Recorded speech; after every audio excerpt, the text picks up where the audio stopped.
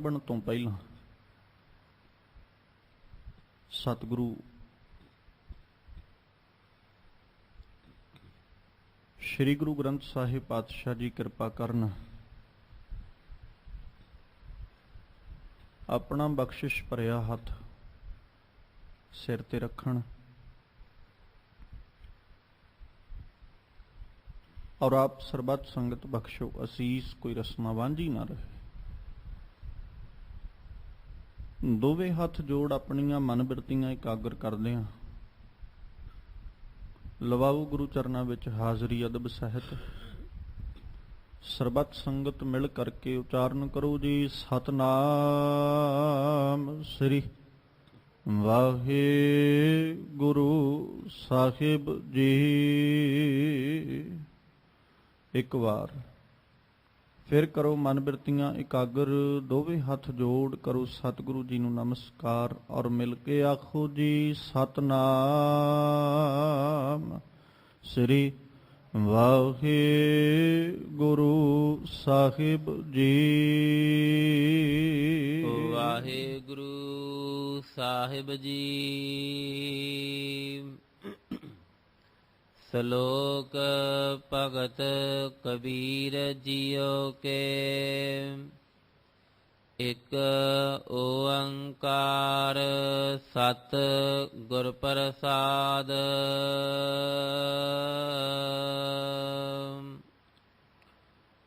ਮਹੱਲਾ ਪੰਜਵਾ।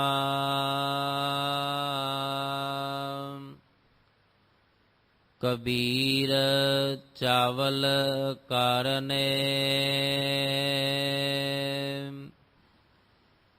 ਤੋਖ ਕੋ ਮੋਹਲੀ ਲਾਏ।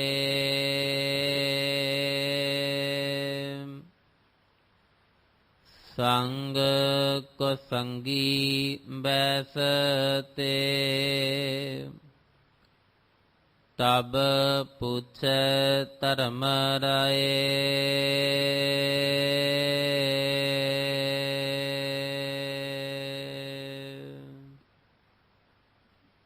ਜਿਸ ਪਾਵਨ ਸ਼ਬਦ ਦਾ ਪਾਠ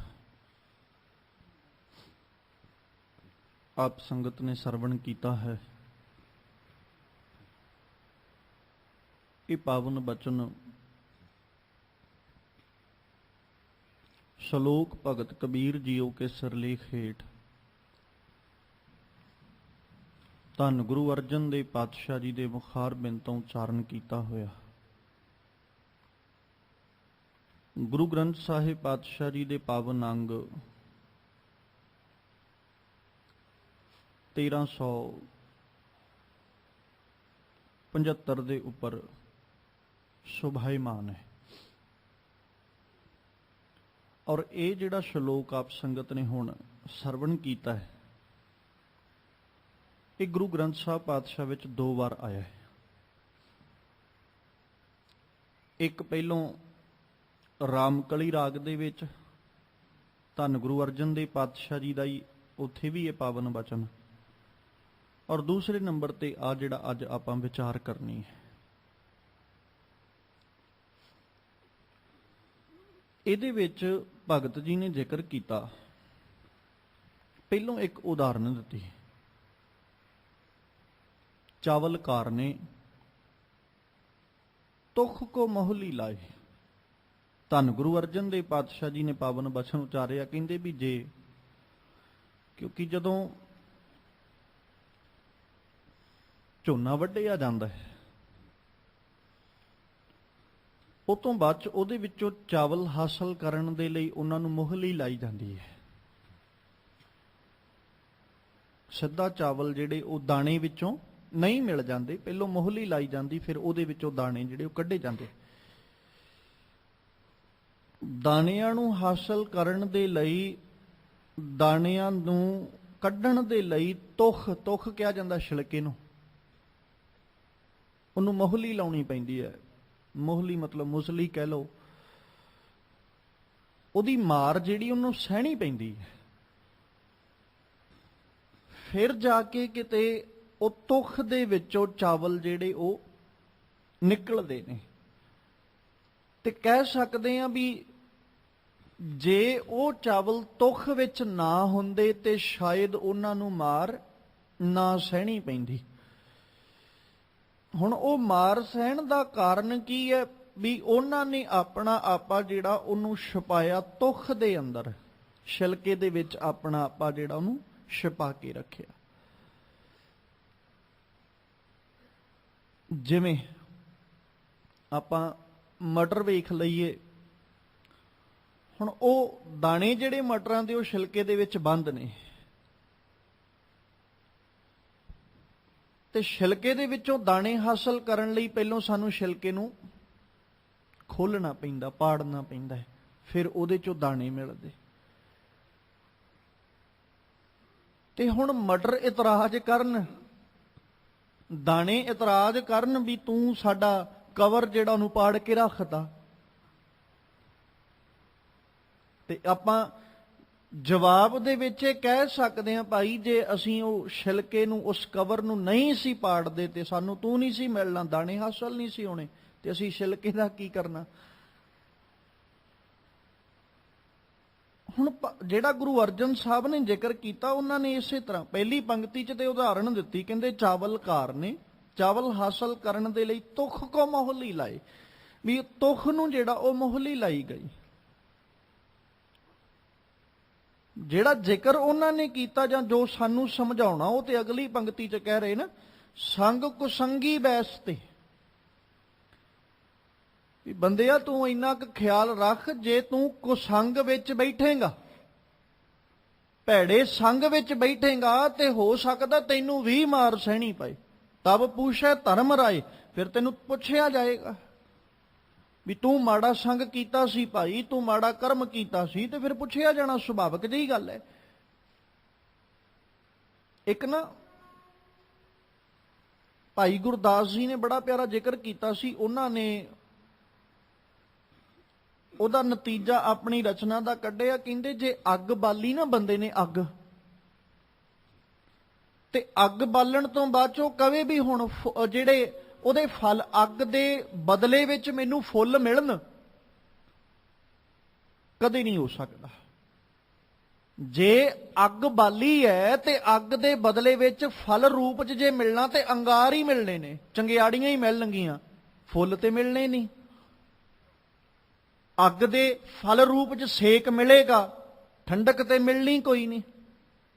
ਅਸੀਂ ਜਿੰਨਾ ਮਰਜ਼ੀ ਯਤਨ ਕਰ ਲਈਏ, ਮੈਂ ਭਾਵੇਂ ਕਹਾਂ ਵੀ ਅੱਗ ਥੋੜੀ ਬਾਲੀ ਹੈ ਜੀ ਤਾਂ ਕਰਕੇ ਮੈਨੂੰ ਸੇਕ ਮਿਲ ਰਿਹਾ ਹੈ, ਅੱਗ ਘੱਟ ਬਾਲੀ ਹੈ ਮੈਨੂੰ ਤਾਂ ਕਰਕੇ ਅੰਗਿਆਰਾਂ ਦੀ ਮਾਰ ਸਹਿਣੀ ਪੈ ਰਹੀ ਹੈ, ਚੰਗਿਆਰੀਆਂ ਮੈਨੂੰ ਉਹਨਾਂ ਦਾ ਸਾਹਮਣਾ ਕਰਨਾ ਪੈ ਰਿਹਾ, ਮੈਂ ਵੱਧ ਅੱਗ ਬਾਲ ਦੇਣਾ ਤੇ ਮੈਨੂੰ ਨਾ ਸੇਕ ਪਏਗਾ, ਨਾ ਅੰਗਿਆਰ ਮਿਲਣਗੇ, ਤੇ ਨਾ ਹੀ ਮੈਨੂੰ ਚੰਗਿਆਰੀਆਂ ਦਾ ਸਾਹਮਣਾ ਕਰਨਾ ਪਏਗਾ, ਮੈਨੂੰ ਤੇ ਫੁੱਲ ਮਿਲਣਗੇ ਜੇ ਮੈਂ ਅੱਗ ਬਹੁਤ ਜ਼ਿਆਦਾ ਬਾਲ ਦਿਆਂ। ਤੇ ਕੀ ਹੋ ਸਕਦਾ?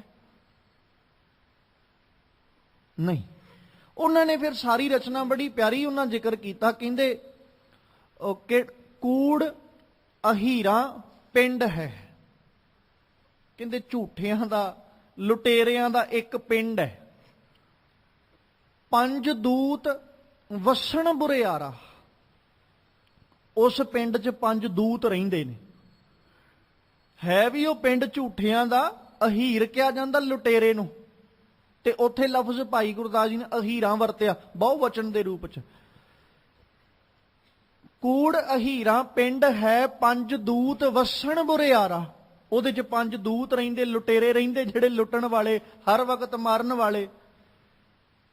ਕਹਿੰਦੇ ਹੁਣ ਉਹਨਾਂ ਦੇ ਵਿੱਚ ਜਿਹੜੇ ਲੁਟੇਰੇ ਰਹਿ ਰਹੇ ਨਾ ਉਸ ਪਿੰਡ ਦੇ ਵਿੱਚ, ਇੱਕ ਤੇ ਹੈ ਕਾਮ ਕ੍ਰੋਧ ਵਿਰੋਧ ਨਿਤ, ਦੋ ਤੇ ਆਹ ਨੇ ਜਿਹੜੇ ਰੋਜ਼ ਹੀ ਮੇਰਾ ਵਿਰੋਧ ਕਰ ਰਹੇ, ਲੋਭ ਮੋਹ ਧਰੋ ਅਹੰਕਾਰਾ, ਫਿਰ ਆ ਮੇਰੇ ਨਾਲ ਧਰੋ ਕਮਾਉਣ ਵਾਲੇ ਵੀ ਬੈਠੇ ਨੇ, ਇੱਕ ਤੇ ਕਾਮ ਤੇ ਕ੍ਰੋਧ, ਇਹ ਰੋਜ਼ ਮੇਰਾ ਵਿਰੋਧ ਕਰਦੇ, ਰੋਜ਼ ਹੀ ਇਹਨਾਂ ਨੇ ਮੇਰੇ ਖਿਲਾਫ ਜਾਣਾ।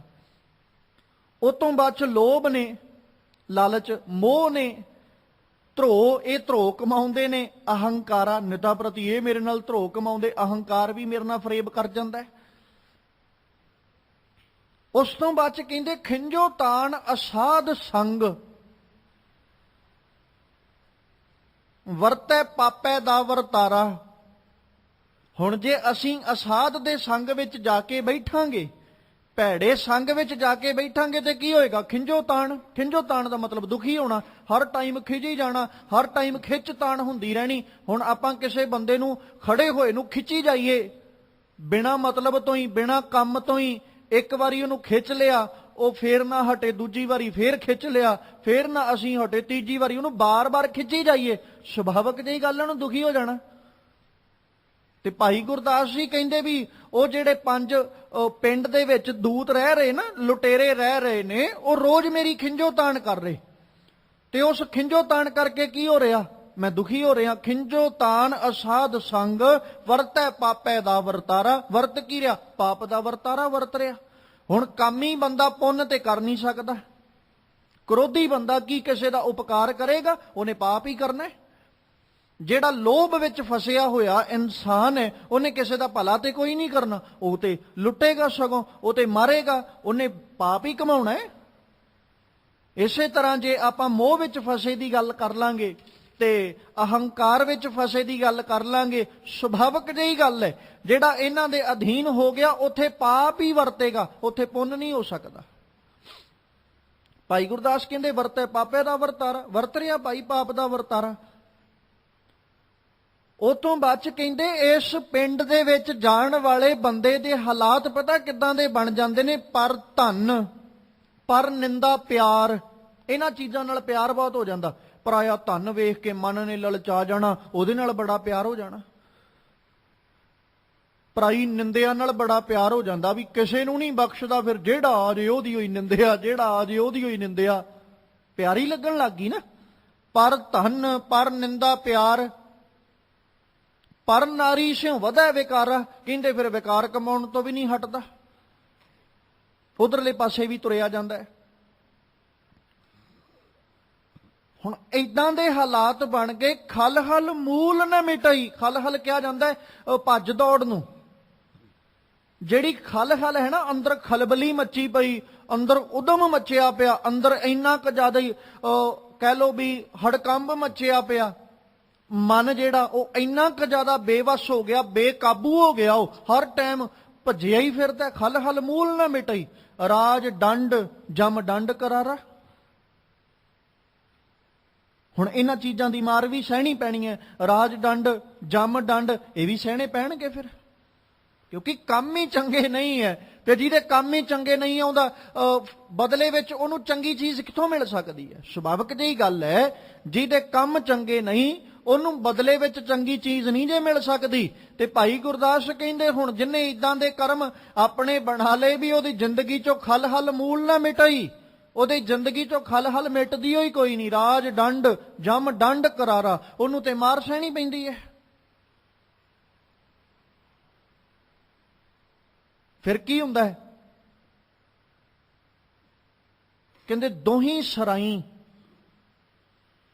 ਦੋਹਾਂ ਲੋਕਾਂ ਦੇ ਵਿੱਚ ਜਨਮ ਮਰਨ ਨਰਕ ਅਵਤਾਰਾ।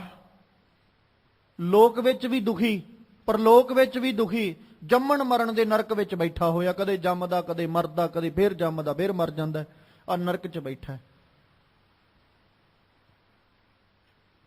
ਅੱਗ ਫਲ ਹੋਏ ਅੰਗਿਆਰਾ। ਅੱਗ ਦੇ ਫਲ ਵਿੱਚ ਕੀ ਮਿਲੇਗਾ? ਅੰਗਿਆਰ ਹੀ ਮਿਲਣਗੇ।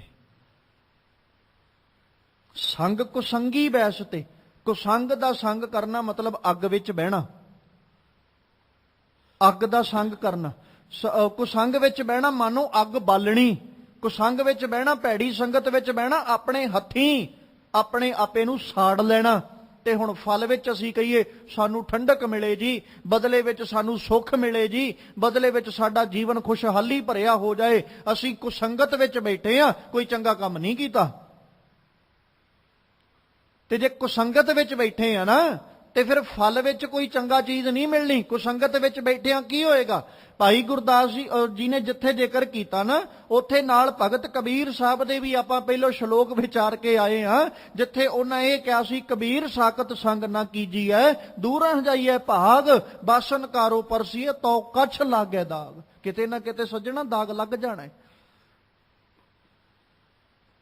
ਤੂੰ ਆਪਣੇ ਹੱਥਾਂ ਨਾਲ ਕਾਲਾ ਬਰਤਨ ਸਾਫ਼ ਕਰੇ, ਪਾਏ ਹੁਣ ਤੇਰੇ ਚਿੱਟੇ ਕੱਪੜੇ, ਤੇ ਤੂੰ ਕਵੇਂ ਮੇਰੇ ਕੱਪੜੇ ਨੂੰ ਦਾਗ ਨਾ ਲੱਗੇ, ਕਿਵੇਂ ਹੋ ਸਕਦਾ?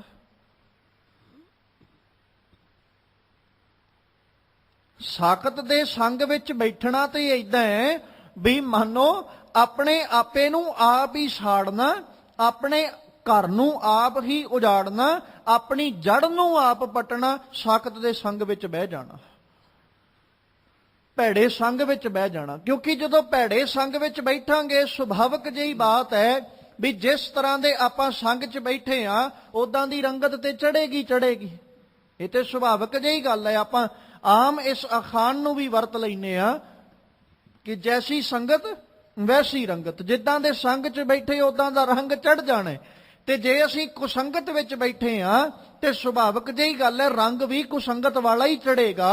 ਤੇ ਜੇ ਕੁਸੰਗਤ ਵਾਲਾ ਰੰਗ ਚੜੇਗਾ, ਅਸੀਂ ਚੰਗੇ ਕੰਮ ਕਿੱਥੋਂ ਕਰ ਲਾਂਗੇ? ਤੇ ਜੇ ਅਸੀਂ ਚੰਗੇ ਕੰਮ ਕੀਤੇ ਹੀ ਨਹੀਂ, ਫਲ ਸਾਨੂੰ ਚੰਗਾ ਕਿੱਥੋਂ ਮਿਲ ਜਾਏਗਾ? ਬਦਲੇ ਵਿੱਚ ਸਾਨੂੰ ਦੁੱਖ ਹੀ ਮਿਲਣਗੇ ਨਾ। ਮੈਂ ਕਿਸੇ ਦੇ ਘਰ 'ਚ ਚੋਰੀ ਕਰਕੇ ਆਵਾਂ ਤੇ ਅਗਲੇ ਨੂੰ ਮੈਂ ਮਨ 'ਚ ਇਹ ਸੋਚ ਕੇ ਬੈਠਾ ਰਵਾਂ ਵੀ ਭਾਈ ਮੈਂ ਜਿੰਨਾ ਘਰ ਚੋਰੀ ਕਰਕੇ ਆਇਆ ਨਾ, ਅੱਜ ਮੈਨੂੰ ਉਹ ਸਨਮਾਨਿਤ ਕਰਨਗੇ, ਉਹਨਾਂ ਨੇ ਮੈਨੂੰ ਅੱਜ ਬੜਾ ਸਤਿਕਾਰ ਦੇਣਾ, ਅੱਜ ਉਹਨਾਂ ਨੇ ਮੈਨੂੰ ਬੜਾ ਜ਼ਿਆਦਾ ਸਨਮਾਨਿਤ ਕਰਨਾ, ਇੰਨਾ ਅਦਬ ਇੰਨਾ ਸਤਿਕਾਰ ਦੇਣਗੇ ਅੱਜ, ਕਿਉਂਕਿ ਮੈਂ ਉਹਨਾਂ ਘਰੇ ਚੋਰੀ ਕਰਕੇ ਆਇਆ। ਕੀ ਹੋ ਸਕਦਾ ਹੈ? ਜਿੰਨਾ ਘਰੇ ਚੋਰੀ ਕੀਤੀ ਹੋਵੇ ਉਹਨਾਂ ਨੂੰ ਪਤਾ ਲੱਗ ਜਾਏ ਵੀ ਫਲਾਣਾ ਬੰਦਾ ਚੋਰੀ ਕਰਕੇ ਲੈ ਕੇ ਗਿਆ, ਕਿ ਅਗਲੇ ਦੇ ਜਾ ਕੇ ਗਲ 'ਚ ਮੈਡਲ ਪਾਉਣਗੇ ਵੀ ਤੂੰ ਬੜਾ ਚੰਗਾ ਕੰਮ ਕੀਤਾ, ਲੈ ਅਸੀਂ ਤੈਨੂੰ 골ਡ ਮੈਡਲ ਨਾਲ ਸਨਮਾਨਿਤ ਕਰਦੇ ਹਾਂ। ਫਲ ਕੀ ਮਿਲੇਗਾ? ਸੁਭਾਵਿਕ ਜਿਹੀ ਗੱਲ ਹੈ। ਜਿੰਨਾ ਘਰ ਚੋਰੀ ਹੋਈ ਹੈ ਉਹਨਾਂ ਨੇ ਆਉਣਾ, ਫੜ ਕੇ ਲੈ ਜਾਣਾ, ਪਹਿਲੋਂ ਤੇ ਆਪ ਕੁੱਟਣਗੇ ਚੰਗੀ ਤਰ੍ਹਾਂ ਤਸੱਲੀ ਨਾਲ। ਉਦੋਂ ਬਾਅਦ 'ਚ ਫਿਰ ਕੀ ਕਹਿਣਗੇ? ਭਾਈ ਹੁਣ ਇਹਨੂੰ ਪੁਲਿਸ ਵਾਲਿਆਂ ਨੂੰ ਦੇ ਦਿਓ, ਇਹ ਸਾਡੇ ਘਰ ਚੋਰੀ ਕਰਨ ਆਇਆ ਸੀ। ਫਿਰ ਉਹ ਕੁੱਟਣਗੇ।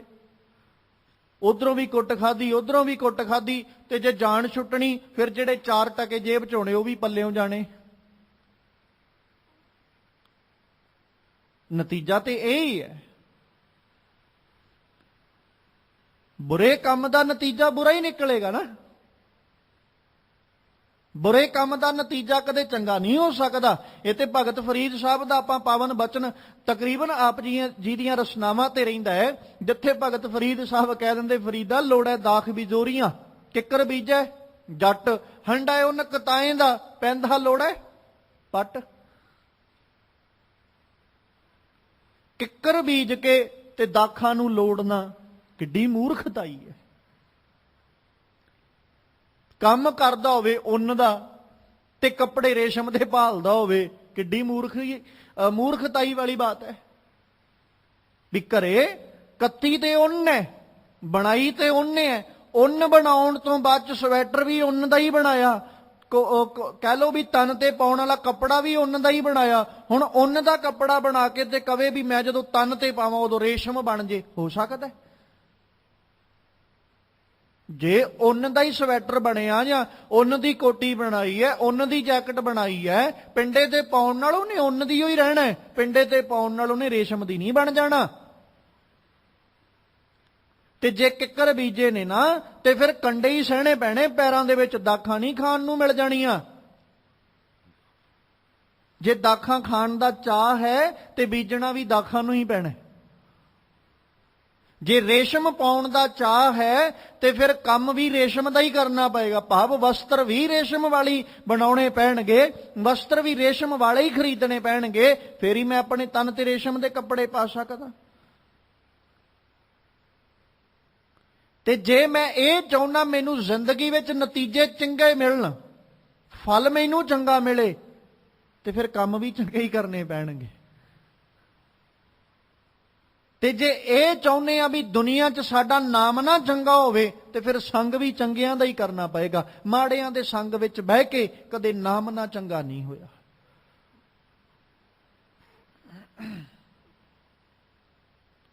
ਕਿਉਂਕਿ ਭਗਤ ਕਬੀਰ ਸਾਹਿਬ ਨੇ ਨਾ ਇੱਕ ਬੜਾ ਪਿਆਰਾ ਹੋਰ ਜ਼ਿਕਰ ਕੀਤਾ ਸੀ, ਜਿੱਥੇ ਉਹਨਾਂ ਜ਼ਿਕਰ ਕਰਦੇ ਆ ਇਹ ਆਖਿਆ, ਕਹਿੰਦੇ ਵੀ ਸਾਖਤ ਦਾ ਸੰਗ ਤੇ ਐਸਾ ਹੈ ਕਿ ਜਿਵੇਂ ਬੇਰੀ ਦੇ ਨੇੜੇ ਕੇਲੇ ਦਾ ਰੁੱਖ ਉਗਾਵੇ। ਆਪਾਂ ਵਿਚਾਰਿਆ ਪਿਛਲੇ ਦਿਨਾਂ 'ਚ ਇਹ ਵੀ ਸ਼ਲੋਕ, ਜਿੱਥੇ ਉਹਨਾਂ ਆਖਿਆ ਸੀ ਉਹ ਝੂਲਾ ਉਹ ਚੀਰੀ ਹੈ, ਸਾਖਤ ਸੰਗ ਨਾ ਹੇਰ। ਮਨੁੱਖਾ ਕੋਸ਼ਿਸ਼ ਕਰ ਸਾਖਤ ਸੰਗ ਨੂੰ ਵੇਖ ਵੀ ਨਾ। ਇੱਕ ਥਾਂ ਤੇ ਬੜਾ ਪਿਆਰਾ ਜ਼ਿਕਰ ਕੀਤਾ ਸਤਿਗੁਰੂ ਪਾਤਸ਼ਾਹ ਨੇ, ਕਹਿੰਦੇ ਸਾਕਤ ਸੰਗ ਨਾ ਕੀਜੀਐ ਪਿਆਰੇ ਜੇ ਕਾ ਪਾਰ ਵਸਾਏ। ਜਿੱਥੋਂ ਤੱਕ ਸੱਜਣਾ ਤੇਰਾ ਵਸ ਚੱਲਦਾ, ਜੇ ਕਾ ਪਾਰ ਵਸਾਏ ਤੋਂ ਭਾਵ ਜਿੱਥੋਂ ਤੱਕ ਤੇਰਾ ਵਸ ਚੱਲਦਾ ਕੋਸ਼ਿਸ਼ ਕਰ ਸਾਕਤ ਸੰਗ ਨਾ ਕੀਜੀਐ ਪਿਆਰੇ, ਭੈੜੇ ਸੰਗ ਚ ਨਾ ਬੈਠੀ।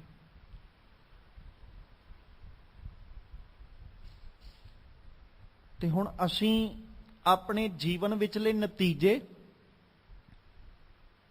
ਤੇ ਦੂਜੇ ਪਾਸੇ ਆਪਣੇ ਕੰਮ, ਇਹਨਾਂ ਨੂੰ ਵੇਖ ਸਕਦੇ ਆ, ਕਿਉਂਕਿ ਗੁਰਬਾਣੀ ਨੇ ਇਸ ਪੱਖ ਨੂੰ ਵੀ ਰੱਖਿਆ, ਦੱਦੈ ਦੋਸ਼ ਨਾ ਦੇਉ ਕਿਸੇ, ਦੋਸ਼ ਕਰਮਾ ਆਪਣੇ ਆ, ਜੋ ਮੈਂ ਕੀਆ ਸੋ ਮੈਂ ਪਾਇਆ, ਦੋਸ਼ ਨਾ ਦੀਜੈ ਅਵਰ ਜਨਾ।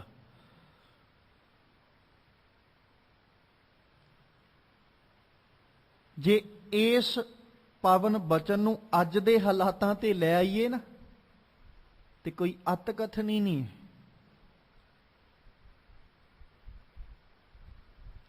ਅੱਜ ਅਸੀਂ ਸ਼ਾਇਦ ਕਿਤੇ ਨਾ ਕਿਤੇ ਇਸ ਬਿਮਾਰੀ ਦਾ ਕਾਰਨ ਜਿਹੜਾ ਨਾ ਉਹ ਇੱਕ ਦੇਸ਼ ਨੂੰ ਮੰਨ ਰਹੇ ਆ ਜੀ, ਉਹਨਾਂ ਕਰਕੇ ਬਿਮਾਰੀ ਫੈਲੀ, ਮੰਨ ਲੈਨੇ ਆ।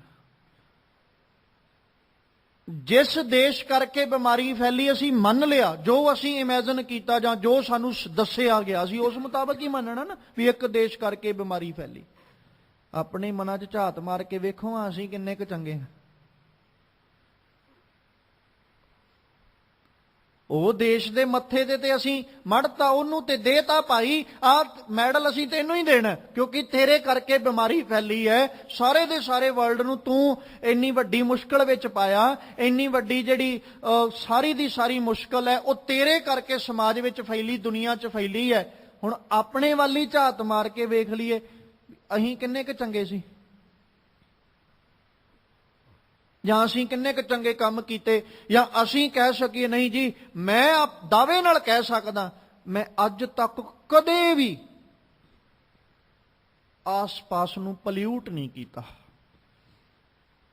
ਮੈਂ ਨਹੀਂ ਕਦੇ ਪ੍ਰਦੂਸ਼ਣ ਫੈਲਾਇਆ।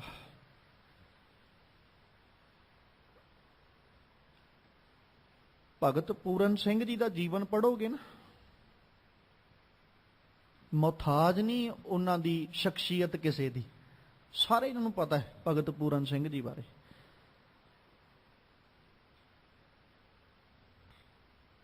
ਉਹਨਾਂ ਦੀ ਕੋਸ਼ਿਸ਼, ਉਹਨਾਂ ਦਾ ਯਤਨ ਹੁੰਦਾ ਸੀ ਵੀ ਮੈਂ ਜਿੱਥੇ ਵੀ ਜਾਵਾਂ ਪੈਦਲ ਚੱਲ ਕੇ ਜਾਵਾਂ ਜਾਂ ਮੇਰੇ ਕੋਲ ਸਾਈਕਲ ਹੋਵੇ। ਕਦੇ ਮੋਟਰ ਵਹੀਕਲ ਤੇ ਜਾਂ ਸਕੂਟਰ ਤੇ ਉਹਨਾਂ ਸਫ਼ਰ ਨਹੀਂ ਸੀ ਤੈਅ ਕੀਤਾ। ਕਾਰਨ ਇਹਦੇ ਨਾਲ ਵੀ ਪੋਲਿਊਸ਼ਨ ਹੁੰਦਾ ਹੈ, ਪੈਟਰੋਲ ਨੇ ਸੜਨਾ ਸੁਭਾਵਿਕ ਜਿਹੀ ਗੱਲ ਹੈ, ਧੂਆਂ ਤੇ ਫੈਲੇਗਾ ਹੀ ਫੈਲੇਗਾ। ਸਕੂਟਰ ਵਿੱਚ ਤੇਲ ਪੈਣਾ ਤੇ ਸਕੂਟਰ ਨੇ ਜਦੋਂ ਚੱਲਣਾ ਧੂਆਂ ਤੇ ਹੋਣਾ ਹੀ ਹੋਣਾ। ਉਹਨਾਂ ਨੇ ਕਦੇ ਸਫ਼ਰ ਨਹੀਂ ਸੀ ਤੈਅ ਕੀਤਾ ਵੀ ਇਹਦੇ ਨਾਲ ਪੋਲਿਊਸ਼ਨ ਹੁੰਦਾ ਹੈ। ਅੱਜ ਅਸੀਂ ਇਹ ਦਾਅਵਾ ਨਹੀਂ ਕਰ ਸਕਦੇ ਵੀ ਮੈਂ ਅੱਜ ਤੱਕ ਕਦੇ ਸਕੂਟਰ ਤੇ ਜਾਂ ਮੋਟਰਸਾਈਕਲ ਤੇ ਜਾਂ ਕਾਰ ਤੇ ਜਾਂ ਕਿਸੇ ਹੋਰ ਵਹੀਕਲ ਤੇ ਮੈਂ ਸਫ਼ਰ ਨਹੀਂ ਕੀਤਾ। ਸਾਨੂੰ ਤੇ ਜਦੋਂ ਤੱਕ ਸਕੂਟਰ ਮੋਟਰਸਾਈਕਲ ਮਿਲ ਨਾ ਜਾਏ ਅਸੀਂ ਤੇ ਘਰੋਂ ਪੈਰ ਨਹੀਂ ਪੱਟਦੇ। ਤੁਰ ਕੇ ਜਾਣਾ ਤੇ ਬੜੀ ਦੂਰ ਦੀ ਗੱਲ ਹੈ।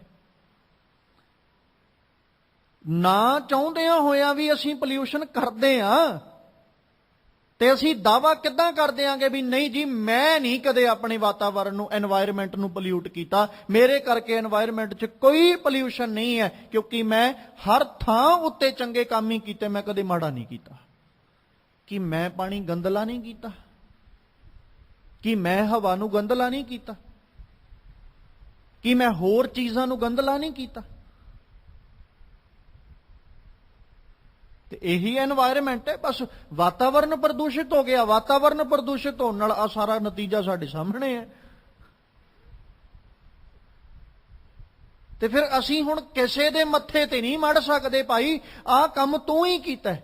ਇਹ ਕਹਿ ਸਕਦੇ ਹਾਂ ਸਾਡਾ ਸਾਰਿਆਂ ਦਾ ਹੀ ਯੋਗਦਾਨ ਹੈ, ਅਸੀਂ ਸਾਰਿਆਂ ਨੇ ਹੀ ਕੀਤਾ, ਕਿਉਂਕਿ ਦੋਸ਼ ਅਸੀਂ ਕਿਸੇ ਨੂੰ ਨਹੀਂ ਦੇ ਸਕਦੇ।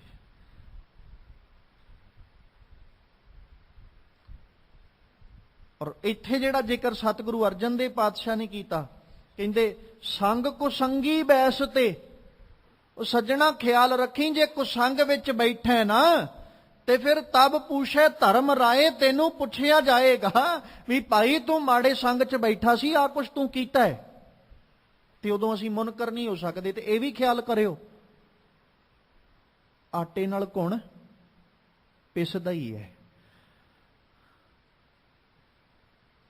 ਇਹਦੇ 'ਚ ਕੋਈ ਦੋਰਾਵਾ ਨਹੀਂ।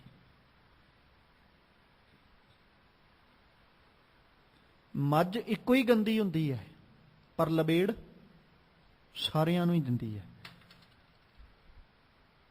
ਚਾਹੇ ਅਸੀਂ ਕਹਿ ਦਈਏ ਮੈਂ ਜਿਹੜੇ ਸੰਗ 'ਚ ਬੈਠਾ ਸੀ ਜੀ ਉੱਥੇ ਇੱਕੋ ਹੀ ਬੰਦਾ ਮਾੜਾ ਸੀ, ਬਾਕੀ ਸਾਰੇ ਹੀ ਚੰਗੇ ਸੀ, ਕਿਤੇ ਨਾ ਕਿਤੇ ਤੇ ਅਸੀਂ ਉਹਦੀ ਵੀ ਵਿਚਾਰ ਨੂੰ ਅਡਾਪਟ ਕੀਤਾ ਹੀ ਹੋਏਗਾ ਨਾ, ਉਹਦੀ ਵਿਚਾਰ ਨੂੰ ਲਿਆ ਹੀ ਹੋਣਾ। ਜਦੋਂ ਉਹ ਬੋਲਿਆ ਹੋਣਾ, ਉਹਨੇ ਗੰਦਲੀ ਵਿਚਾਰ ਹੀ ਦਿੱਤੀ ਹੋਣੀ, ਚੰਗੀ ਤੇ ਦਿੱਤੀ ਕੋਈ ਨਹੀਂ ਹੋਣੀ। ਜਿਹਦੀ ਸੋਚ ਹੀ ਭੈੜੀ ਹੈ, ਜਿਹਦੀ ਮੱਤ ਹੀ ਗੰਦਲੀ ਹੈ, ਉਹ ਬੋਲੇਗਾ ਕਿੱਥੋਂ ਚੰਗਾ? ਉਹਨੇ ਜਦੋਂ ਬੋਲਣਾ ਉਹਨੇ ਮੰਦਾ ਹੀ ਬੋਲਣਾ। ਤੇ ਜਿਹੜੇ ਹੁਣ 5-10 ਬੰਦੇ ਇਕੱਠੇ ਹੋ ਕੇ ਬੈਠੇ ਨੇ, ਜਦੋਂ ਭੈੜੀ ਸੋਚ ਵਾਲਾ ਬੋਲੇਗਾ, ਉਹ 5-10 ਜਿਹੜੇ ਬੈਠੇ ਸਾਰੇ ਸੁਣਨਗੇ। ਤੇ ਅਸੀਂ ਇਹ ਨਹੀਂ ਕਹਿ ਸਕਦੇ ਵੀ ਮੈਂ ਉਹਦੇ ਕੋਲੋਂ ਕੁਝ ਸੁਣਿਆ ਨਹੀਂ। ਕਿਤੇ ਨਾ ਕਿਤੇ ਤੇ ਦਾਗ ਲੱਗਾ ਹੀ ਹੈ ਨਾ, ਸੰਗ ਕੁਸੰਗੀ ਬੈਸ ਤੇ। ਭੈੜੇ ਸੰਗ ਵਿੱਚ ਬੈਠਣ ਦਾ ਕੋਈ ਨਾ ਕੋਈ ਨਤੀਜਾ ਤੇ ਭੁਗਤਣਾ ਹੀ ਪਏਗਾ, ਚਾਹੇ ਕਿਸੇ ਤਰੀਕੇ ਦਾ ਭੁਗਤਣਾ ਪੈ ਜਾਏ, ਚਾਹੇ ਕਿਸੇ ਢੰਗ ਦਾ ਨਤੀਜਾ ਭੋਗਣਾ ਪੈ ਜਾਏ।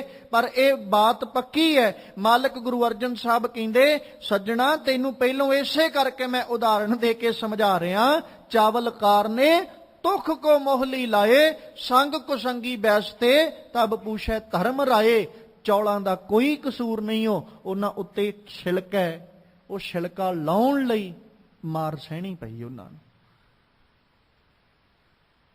ਜੇ ਭੈੜੇ ਸੰਗ 'ਚ ਬੈਠੇ ਆ, ਹੁਣ ਕੱਪੜਾ ਜੇ ਗੰਦਾ ਹੋ ਗਿਆ, ਵਸਤਰ ਗੰਦਲਾ ਹੋ ਗਿਆ, ਤੇ ਗੰਦਲੇ ਵਸਤਰ ਨੂੰ ਅਸੀਂ ਹੁਣ ਸਾਫ਼ ਕਰਨ ਦੇ ਲਈ ਮਾਰਦੇ ਆ, ਉਹਨੂੰ ਕੁੱਟਦੇ ਆ, ਥਾਪੀ ਨਾਲ ਉਹਨੂੰ ਕੁੱਟਿਆ ਜਾਂਦਾ, ਉਹਨੂੰ ਪਟਕ ਕੇ ਧੋਬੀ ਹੇਠਾਂ ਮਾਰਦਾ।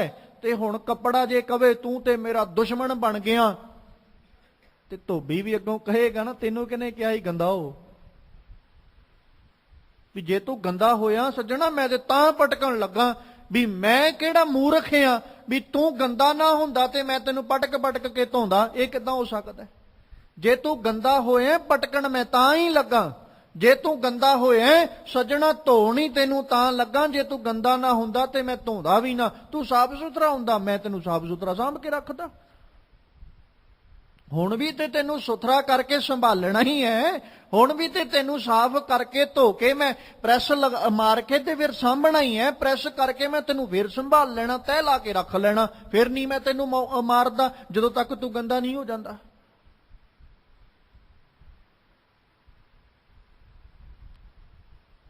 ਤੇ ਧੰਨ ਗੁਰੂ ਨਾਨਕ ਸਾਹਿਬ ਕੀ ਕਹਿੰਦੇ? ਭਰੀਐ ਮਤ ਪਾਪਾਂ ਕੈ। ਫਿਰ ਮਾਰ ਪੈਣੀ ਤੇ ਜ਼ਰੂਰੀ ਹੈ ਨਾ।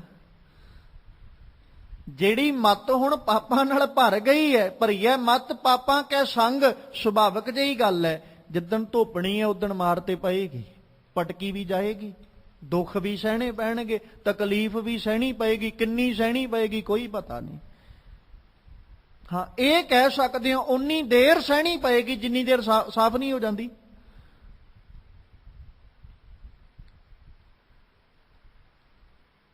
ਤੇ ਜੇ ਅਸੀਂ ਭੈੜੇ ਸੰਗ 'ਚ ਬੈਠੇ ਆ,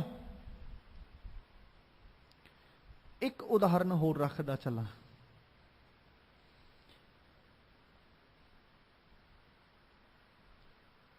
ਕੋਈ ਮਾੜਾ ਕੰਮ ਸਿੱਖ ਲਏ, ਉਹਨੂੰ ਉਦੋਂ ਤੱਕ ਸਮਝਾਇਆ ਜਾਂਦਾ ਜਦੋਂ ਤੱਕ ਉਹ ਛੱਡ ਨਹੀਂ ਦਿੰਦਾ। ਪਹਿਲੋਂ ਪਿਆਰ ਨਾਲ, ਫਿਰ ਥੋੜਾ ਜਿਹਾ ਕ੍ਰੋਧ 'ਚ ਬੋਲ ਕੇ ਵੀ ਕਿਹਾ ਜਾਂਦਾ ਵੀ ਛੱਡ ਦੇ, ਕੋਈ ਲਾਭ ਨਹੀਂ। ਜੇ ਫਿਰ ਨਹੀਂ ਮੰਨਦਾ ਫਿਰ ਉਹਨੂੰ ਮਾਰਿਆ ਜਾਂਦਾ ਵੀ ਛੱਡ ਦੇ, ਉਹ ਫਿਰ ਨਹੀਂ ਮੰਨਦਾ, ਫਿਰ ਉਹਨੂੰ ਉਦੋਂ ਤੱਕ ਮਾਰੀ ਜਾਂਦੇ ਨੇ ਜਦੋਂ ਤੱਕ ਛੱਡ ਨਹੀਂ ਦਿੰਦਾ, ਤੌਬਾ ਨਹੀਂ ਕਰ ਜਾਂਦਾ ਵੀ ਅੱਜ ਤੋਂ ਬਾਅਦ 'ਚ ਨਹੀਂ ਮੈਂ ਇਦਾਂ ਦਾ ਕੰਮ ਕਰਦਾ।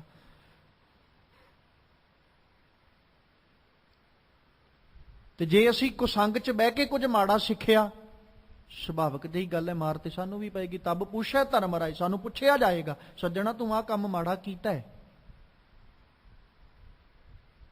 ਤੇ ਮਾਲਕ ਜੀ ਨੇ ਬਾਣੀ 'ਚ ਬੜਾ ਪਿਆਰਾ ਜ਼ਿਕਰ ਕੀਤਾ ਸੀ, ਕਹਿੰਦੇ ਤੂੰ ਆਪਣੇ ਹਾਲਾਤ ਆਪ ਮਨਾਂ 'ਚ ਝਾਤ ਮਾਰ ਕੇ ਵੇਖ ਲਿਆ ਕਰ। ਦੇ ਕੇ ਵਾਰ ਅਨਕ ਪਰਦਾ ਮੈਂ ਪਰਦਾਰਾ ਸੰਗ ਫਾਕੈ, ਚਿਤਰਗੁਪਤ ਜਬ ਲੇਖਾ ਮੰਗੇ ਤਬ ਕੌਣ ਪਰਦਾ ਤੇਰਾ ਢਾਕੈ। ਤੂੰ ਆਪੇ ਵੇਖ ਲਾ ਵੀ ਤੇਰੇ ਕੰਮ ਕਿਦਾਂ ਦੇ ਨੇ, ਤੇ ਫਿਰ ਉਸ ਜਗ੍ਹਾ ਦੇ ਉੱਤੇ ਤੂੰ ਕਿਸੇ ਦੇ ਮਸਤਕ ਉੱਤੇ ਦੋਸ਼ ਨਹੀਂ ਮੜ ਸਕਦਾ। ਜੇ ਅਸੀਂ ਕੋਈ ਤਕਲੀਫ ਭੋਗ ਰਹੇ ਹਾਂ ਨਾ, ਇਹ ਕਹਿਣ ਦੀ ਬਜਾਏ ਪਤਾ ਨਹੀਂ ਜੀ ਕਿਉਂ ਆ ਗਈ, ਇੰਨਾ ਦੁੱਖ ਕਿਉਂ ਸਾਡੇ ਤੇ ਆ ਗਿਆ, ਜਾਂ ਇਹ ਵਿਪਤਾ ਪਤਾ ਨਹੀਂ ਕਿਸ ਕਾਰਨ ਕਰਕੇ ਸਾਡੇ ਤੇ ਆ ਗਈ, ਇਹ ਸੋਚਣ ਲੱਗ ਜਿਆ ਕਰੋ ਵੀ ਇਦਾਂ ਦਾ ਕਿਹੜਾ ਕੰਮ ਕਰਤਾ ਜਿਹਦੇ ਕਰਕੇ ਆ ਮੁਸ਼ਕਲ ਆਈ ਹੈ। ਇਹ ਨਾ ਸੋਚੋ ਵੀ ਪਤਾ ਨਹੀਂ ਕਿਉਂ ਆ ਗਈ, ਇਹ ਸੋਚੋ ਵੀ ਇਦਾਂ ਦਾ ਕੋਈ ਕੰਮ ਹੋਇਆ ਸੀ ਤਾਂ ਕਰਕੇ ਮੁਸ਼ਕਲ ਆਈ ਹੈ। ਬਿਨਾਂ ਕੰਮ ਤੋਂ ਫਲ ਨਹੀਂ ਮਿਲਣਾ। ਮੈਂ ਪਹਿਲਾਂ ਬੀਜ ਬੀਜਿਆ ਫਿਰ ਫਲ ਮਿਲਿਆ।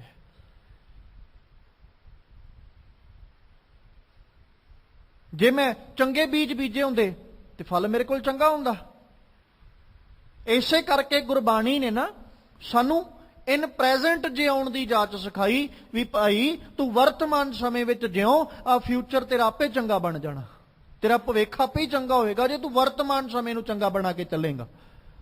ਤੇ ਤੇਰਾ ਭੂਤਕਾਲ ਕਿਵੇਂ ਮਾੜਾ ਹੋ ਜਾਏਗਾ, ਤੇਰਾ ਪਾਸਟ ਕਦੇ ਮਾੜਾ ਨਹੀਂ ਹੋ ਸਕਦਾ ਜੇ ਤੇਰਾ ਵਰਤਮਾਨ ਚੰਗਾ ਹੈ। ਜੇ ਅਸੀਂ ਅੱਜ ਹੁਣ ਬੈਠੇ ਆ, ਸਾਡਾ ਵਰਤਮਾਨ ਸਮਾਂ, ਅਸੀਂ ਚੰਗੇ ਬੀਜ ਬੀਜ ਰਹੇ ਆ। ਜਦੋਂ ਇਹਨੇ ਪਾਸਟ ਹੋਣਾ, ਲੰਘ ਜਾਣਾ, ਸਾਨੂੰ ਕੋਈ ਅਫਸੋਸ ਨਹੀਂ ਹੋਏਗਾ। ਕਿਉਂ? ਸਾਨੂੰ ਪਤਾ ਵੀ ਅਸੀਂ ਚੰਗਾ ਕੰਮ ਕੀਤਾ। ਤੇ ਹੁਣ ਇਹੀ ਬੀਜੇ ਹੋਏ ਬੀਜਾਂ ਨੇ ਅਗਾਂਹ ਇਨ ਭਵਿੱਖ ਇਨ ਫਿਊਚਰ ਜਾ ਕੇ ਕੀ ਬਣਨਾ? ਫਲ। ਤੇ ਜਦੋਂ ਇਸ ਬੀਜ ਦਾ ਫਲ ਮਿਲਣਾ, ਅਸੀਂ ਕਿਵੇਂ ਦੁਖੀ ਹੋ ਜਾਾਂਗੇ? ਸੁਖੀ ਹੋਵਾਂਗੇ ਨਾ, ਕਿਉਂਕਿ ਬੀਜ ਚੰਗਾ ਸੀ, ਫਲ ਵੀ ਚੰਗਾ ਮਿਲਿਆ।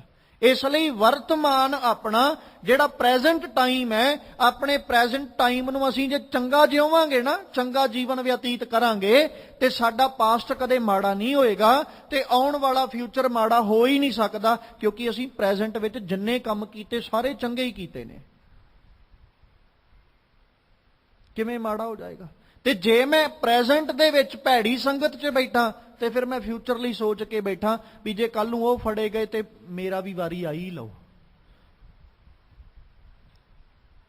ਠੀਕ ਹੈ, ਉਹ ਕੁਸੰਗੀ ਜਿਹੜੇ 10-12 ਬੈਠੇ, ਉਹਨਾਂ 'ਚ 2 ਫੜੇ ਗਏ, ਉਹ 2 ਕਹਿਣਗੇ ਵੀ ਅਸੀਂ ਸੀ ਜੀ, ਸਾਡੇ ਨਾਲ ਹੋਰ ਕੋਈ ਨਹੀਂ ਸੀ, ਉਹਨਾਂ ਨੇ ਨਾਂ ਨਹੀਂ ਲਿਆ। ਤੂੰ ਕਹੇਗਾ ਬੜੇ ਚੰਗੇ ਨੇ।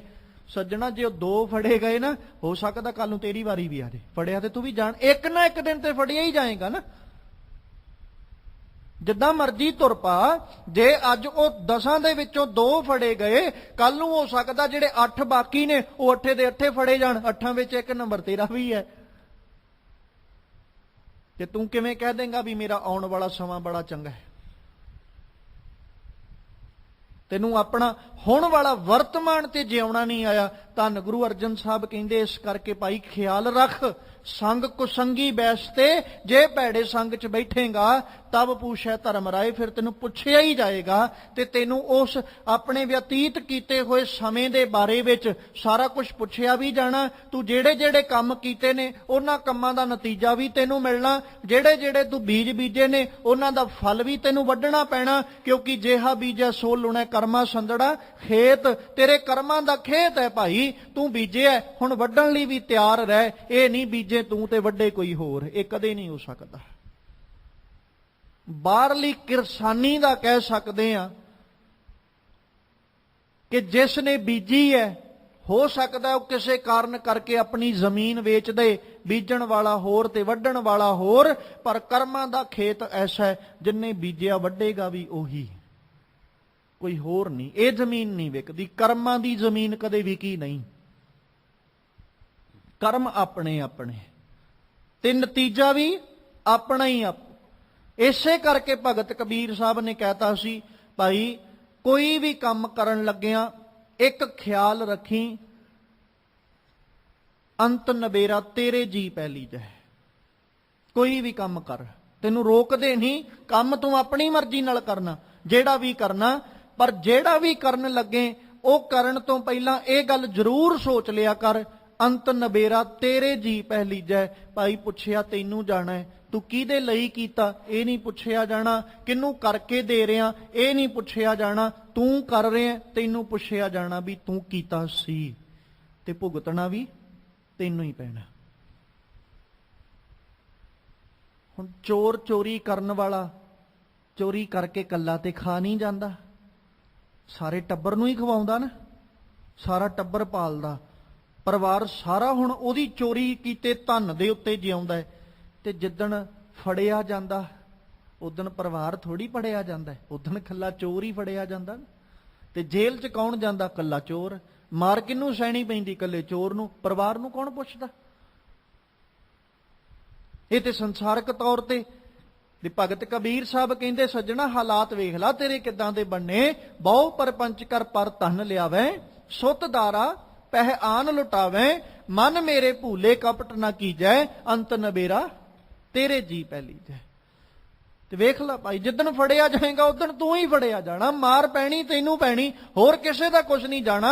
ਇਸ ਲਈ ਕੋਸ਼ਿਸ਼ ਕਰ ਕਿ ਮਾੜੇ ਸੰਗ ਵਿੱਚ ਨਾ ਬਹਿ, ਜਿੰਨਾ ਬਚ ਸਕਦਾ ਓਨਾ ਬਚ, ਮਾੜੀ ਸੰਗਤ ਤੋਂ ਆਪਣੇ ਆਪ ਨੂੰ ਬਚਾ ਕੇ ਰੱਖ, ਕਿਉਂਕਿ ਸਾਕਤ ਕਾਰੀ ਕਾਂਬਰੀ ਧੋਏ ਹੋਏ ਨਾ ਸੇਤ। ਸਾਕਤ ਐਸਾ ਹੈ ਜਿਵੇਂ ਕਾਲੀ ਕੰਬਲੀ, ਤੇ ਕਾਲੀ ਕੰਬਲੀ ਨੂੰ ਅਸੀਂ ਜਿੰਨਾ ਮਰਜ਼ੀ ਧੋ ਲਈਏ ਉਹਨੇ ਕਦੇ ਚਿੱਟੀ ਨਹੀਂ ਹੋਣਾ। ਜਿਸ ਕੱਪੜੇ ਦਾ ਰੰਗ ਹੀ ਕਾਲਾ ਹੈ ਅਸੀਂ ਧੋ ਕੇ ਚਿੱਟਾ ਕਰ ਦਾਂਗੇ। ਤੇ ਜੇ ਡਾਈ ਕਰਨ ਵਾਲੇ, ਜਿਹੜੇ ਰੰਗ ਕਰਨ ਵਾਲੇ ਨਾ, ਉਹਨਾਂ ਨੂੰ ਵੀ ਪੁੱਛ ਲਈਏ ਨਾ ਜਾ ਕੇ ਵੀ ਆ ਸਾਡਾ ਕਾਲੇ ਰੰਗ ਦਾ ਕੱਪੜਾ ਹੈ ਤੇ ਰੰਗ ਚੜਾ ਦਿਓ, ਉਹ ਵੀ ਹੱਥ ਖੜੇ ਕਰ ਦਿੰਦੇ ਵੀ ਨਹੀਂ ਚੜਨਾ।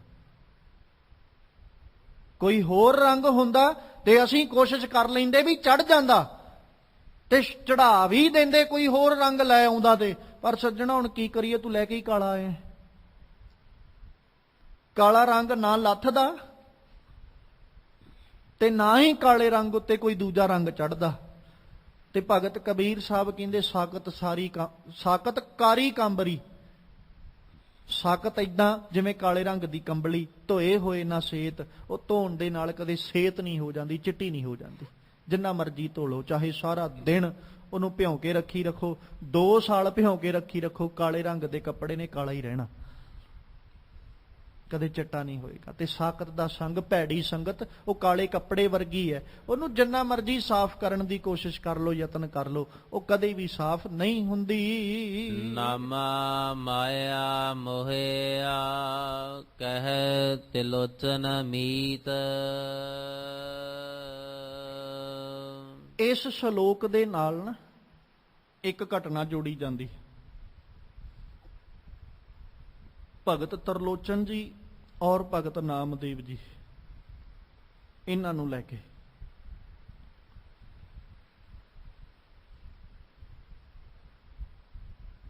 ਤੇ ਇਹਦੇ ਵਿੱਚ ਉਹ ਜ਼ਿਕਰ ਕਰਦੇ ਨੇ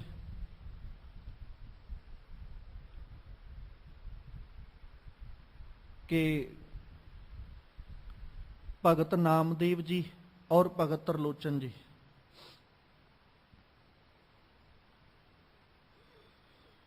ਕਿ ਨਾਮਦੇਵ ਜੀ ਜਿਹੜੇ ਉਹ ਕੱਪੜੇ ਰੰਗਣ ਦਾ ਕੰਮ ਕਰਦੇ, ਤੇ ਤਰਲੋਚਨ ਜੀ ਨੂੰ ਪਤਾ ਲੱਗਾ ਵੀ ਉਹਨਾਂ ਨੇ ਰੱਬ ਦੀ ਭਗਤੀ ਕਰਨੀ ਸ਼ੁਰੂ ਕਰ ਲਈ। ਸਮਕਾਲੀ ਸਨ ਗਏ, ਵੇਖਿਆ ਜਾ ਕੇ, ਕੀ ਵੇਖਦੇ ਵੀ ਨਾਮਦੇਵ ਜੀ ਉਦਾਂ ਹੀ ਆਪਣੀ ਕਿਰਤ ਜਿਹੜੀ ਉਹ ਕਰ ਰਹੇ ਨੇ। ਤੇ ਉੱਥੇ ਫਿਰ ਜੋ ਮੰਨਿਆ ਜਾਂਦਾ, ਕਹਿੰਦੇ ਵੀ ਕੁਐਸਚਨ, ਸਵਾਲ ਜਿਹੜਾ ਉਹ ਪੁੱਛਿਆ ਗਿਆ ਵੀ ਮੈਂ ਤੇ ਸੁਣਿਆ ਸੀ ਵੀ ਤੁਸੀਂ ਭਗਤ ਬਣ ਗਏ ਹੋ, ਪਰ ਤੁਸੀਂ ਤੇ ਅੱਜ ਵੀ ਮਾਇਆ ਦੇ ਵਿੱਚ ਮੋਹੇ ਪਏ ਹੋ, ਮਾਇਆ 'ਚ ਫਸੇ ਹੋਏ ਹੋ। ਨਾਮਾ ਮਾਇਆ ਮੋਹਿਆ ਕਹੈ ਤਿਲੋਚਨ ਮੀਤ। ਤਿਲੋਚਨ ਮੀਤ ਜਿਹੜਾ ਉਹ ਕਹਿ ਰਿਹਾ ਵੀ ਤੁਸੀਂ ਅੱਜ ਵੀ ਮਾਇਆ ਦੇ ਵਿੱਚ ਜੇ ਫਸੇ ਬੈਠੇ ਹੋ, ਮਾਇਆ ਦੀ ਅਧੀਨਗੀ ਤੁਹਾਡੇ ਕੋਲ ਅਜੇ ਵੀ ਹੈ। ਤੇ ਸਾਡੇ ਵੀ ਨਾ ਕਿਤੇ ਨਜ਼ਰਾਂ 'ਚ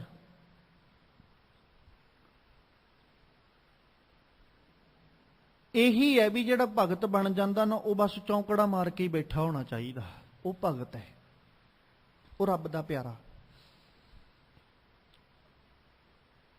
ਪਰ ਇਹ ਇੱਕ ਨਾ ਬੜੀ ਵੱਡੀ ਕਹਿ ਲੋ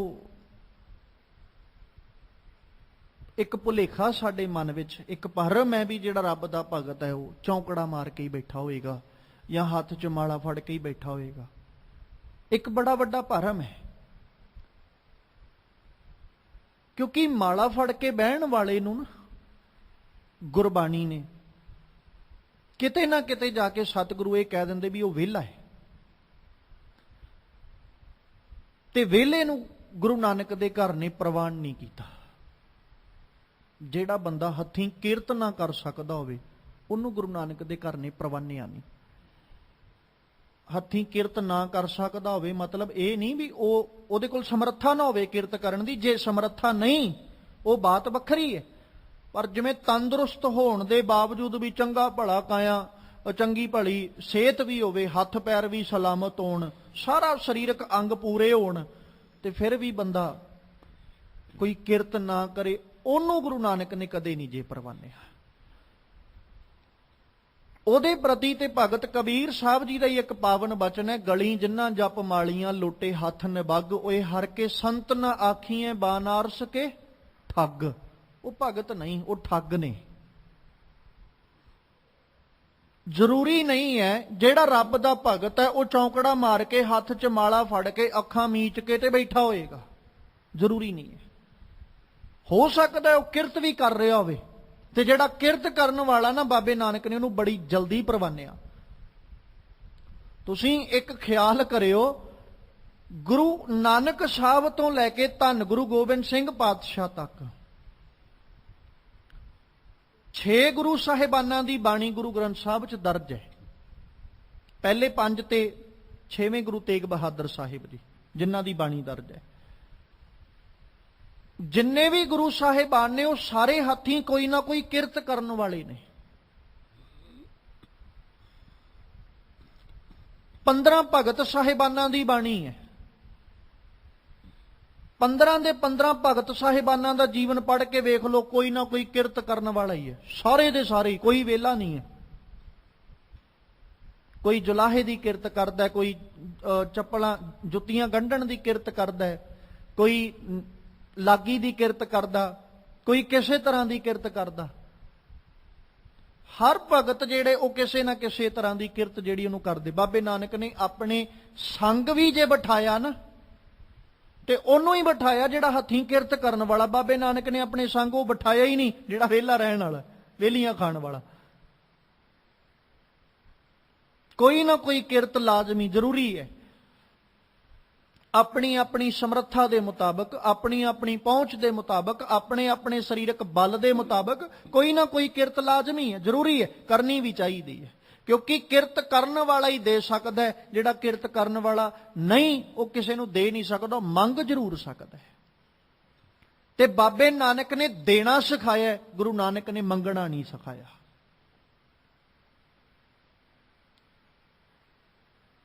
ਤੇ ਭਗਤ ਜੀ ਨੇ ਜਿਹੜਾ ਜ਼ਿਕਰ ਕੀਤਾ, ਕਹਿੰਦੇ ਨਾਮਾ ਮਾਇਆ ਮੋਹਿਆ ਕਹੈ ਤੇ ਲੋਚਨ ਮੀਤ। ਇਹ ਜਿਹੜੀ ਬਾਤ ਹੈ ਕਹੀ ਜਾ ਰਹੀ ਵੀ ਮਾਇਆ ਦੇ ਵਿੱਚ ਤੁਸੀਂ ਤੇ ਗਰਸੇ ਹੋਏ ਹੋ, ਮੈਨੂੰ ਨਹੀਂ ਲੱਗਦਾ ਵੀ ਤੁਸੀਂ ਰੱਬ ਦੀ ਭਗਤੀ ਜਿਹੜੀ ਉਹ ਕਰਦੇ ਹੋ ਜਾਂ ਰੱਬ ਦੇ ਨਾਲ ਤੁਹਾਡਾ ਪ੍ਰੇਮ ਬਣਿਆ ਹੈ। ਕਾਹੇ ਛਿਪਹੁ ਸ਼ੈਲੈ ਆਰਾਮ ਨਾ ਲਾਵਹੁ ਚੀਤ। ਵੀ ਜੇ ਸੱਚਮੁੱਚ ਤੁਸੀਂ ਆਪਣਾ ਆਪਾਂ ਰੱਬ ਨਾਲ ਜੋੜਿਆ ਤੇ ਫਿਰ ਅਜੇ ਵੀ ਆਹ ਕੁਛ ਕਿਉਂ ਕਰੀ ਜਾਂਦੇ ਹੋ? ਆਰਾਮ ਨਾਲ ਲਾਵੋ ਚੀਤ। ਆਪਣਾ ਤੁਸੀਂ ਰੱਬ ਦੀ ਭਗਤੀ 'ਚ ਕਿਉਂ ਨਹੀਂ ਜੁੜਦੇ? ਰੱਬ ਦੀ ਜਿਹੜੀ ਕਹਿ ਲਓ ਵੀ ਯਾਦ ਹੈ ਉਹਦੇ ਵਿੱਚ ਤੁਸੀਂ ਕਿਉਂ ਨਹੀਂ ਜੁੜਦੇ? ਤੁਸੀਂ ਤੇ ਅੱਜ ਵੀ ਛਿੱਟ ਪਏ ਛਿੰਬਦੇ ਹੋ, ਤੁਸੀਂ ਅੱਜ ਵੀ ਆ ਰੰਗ ਰੰਗੀ ਜਾਂਦੇ ਹੋ, ਅੱਜ ਵੀ ਉਹੀ ਕਰਮ ਕਰੀ ਜਾਂਦੇ ਹੋ ਜਿਹੜਾ ਪਹਿਲੋਂ ਕਰਦੇ ਸੀ। ਤੁਸੀਂ ਤੇ ਮੈਂ ਤੁਹਾਡੇ ਬਾਰੇ ਸੁਣਿਆ ਵੀ ਤੁਸੀਂ ਭਗਤ ਬਣ ਗਏ। ਫਿਰ ਅਗਲੇ ਸ਼ਲੋਕ ਦੇ ਵਿੱਚ ਦੂਜਾ ਜ਼ਿਕਰ ਕਰਦੇ ਹਨ, ਨਾਮਾ ਕਹਿ ਤਿਲੋਚਨਾ ਮੁਖ ਤੇ ਰਾਮ ਸੰਭਾਲ। ਫਿਰ ਜਵਾਬ ਵਜੋਂ ਦੱਸਿਆ ਗਿਆ, ਕਹਿੰਦੇ ਮੁਖ ਤੋਂ ਰਾਮ ਨੂੰ ਸੰਭਾਲਣਾ ਮਤਲਬ ਯਾਦ ਕਰਨਾ। ਅਸੀਂ ਆਪਣੇ ਹੱਥਾਂ ਨਾਲ ਕਿਰਤ ਕਰਨੀ ਹੈ, ਆਪਣੀ ਜ਼ੁਬਾਨ ਨਾਲ ਕਿਰਤ ਕਰਨੀ ਹੈ, ਕਿਉਂਕਿ ਕਿਸੇ ਦਾ ਕੰਮ ਇਦਾਂ ਦਾ ਜਿਹਨੇ ਸਾਰਾ ਦਿਨ ਬੋਲਣਾ ਹੀ ਹੈ, ਉਹ ਕਿਰਤ ਕਰਨੀ। ਜਾਂ ਕਿਸੇ ਦਾ ਕੰਮ ਇਦਾਂ ਜਿਹੜਾ ਸਾਰਾ ਦਿਨ ਹੱਥਾਂ ਨਾਲ ਕਰਦਾ, ਕਿਸੇ ਦਾ ਕੰਮ ਇਦਾਂ ਦਾ ਵੀ ਜਿਹੜਾ ਪੈਰਾਂ ਨਾਲ ਵੀ ਕਰਦਾ, ਕਿਸੇ ਦਾ ਕੰਮ ਇਦਾਂ ਦਾ ਵੀ ਹੈ ਜਿਹੜਾ ਹੱਥਾਂ ਤੇ ਪੈਰਾਂ ਦੋਵਾਂ ਨਾਲ ਕਰਦਾ। ਹੁਣ ਜਿਹੜਾ ਡਰਾਈਵਰ ਹੈ ਉਹਨੇ ਹੱਥਾਂ ਨਾਲ ਗੱਡੀ ਚਲਾਉਣੀ, ਪੈਰਾਂ ਨਾਲ ਵੀ ਚਲਾਉਣੀ ਉਹਨੇ। ਜਿਹਦਾ ਕੰਮ ਹੀ ਇਦਾਂ ਦਾ ਵੀ ਜਿਹਨੇ ਕਾਲ ਹੀ ਰਿਸੀਵਸ ਕਰਨੀਆਂ, ਸਿਰਫ ਉਹਨੇ ਫੋਨ ਆਇਆ ਚੁੱਕਣਾ ਤੇ ਕਿਸੇ ਨੂੰ ਕਰਨਾ, ਉਹਦਾ ਸਾਰਾ ਦਿਨ ਬੋਲਣ ਦਾ ਕੰਮ ਹੈ, ਉਹਨੇ ਕਰਨਾ। ਉਹਦੀ ਕਿਰਤ ਹੈ, ਆਪਣੀ ਆਪਣੀ ਸਮਰੱਥਾ ਦੇ ਮੁਤਾਬਕ ਹਰ ਬੰਦਾ ਕਿਰਤ ਕਰ ਰਿਹਾ, ਆਪਣੇ ਆਪਣੇ ਗਿਆਨ ਮੁਤਾਬਕ ਹਰ ਬੰਦਾ ਕਿਰਤ ਕਰ ਰਿਹਾ, ਕਰਨੀ ਵੀ ਚਾਹੀਦੀ ਹੈ।